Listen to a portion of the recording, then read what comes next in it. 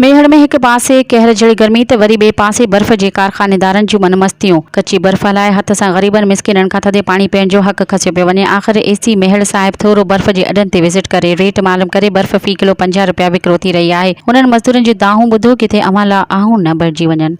50 में 1.5 किलो हे ज़ुल्म आहे ना का आम गरीब काॾे वञे कूलर आहे 50 में थधो नथो अचे वॾो ज़ुल्म आहे ना का हिन कुझु बिलो सलो कयो गवर्नमेंट के अपील था कयूं भाई बिलो सलो हिन ज़ालमनि खां कयो 50 में 1.5 किलो बर्फ़ ना का बिजली भी हले थी बिजली भी 24 कलाक हले थी पोइ बि ज़ुल्म आहे चवंदा बिजली नथी हले बिजली ज़ालम हले वधी न बर्फ़ सस्ती कयो गरीब गुरबो काॾे वञे कारखाने बर्फ़ सस्ती था करे ज़ालम जे खपाइनि था वञी बर्फ़ महांगी था खपाइनि हाणे तव्हां कंहिंखे था चओ एसपी डीएसपी के गवर्नमेंट खे अपील था कयूं बर्फ़ सस्ती चए गरीब गुरबो खाए पीए कुझु त थधो पाणी त पीए न बिजली भला सुकून आहे त बर्फ़ हुजे त थधो पाणी त पीअनि आम गरीब काॾे वञे।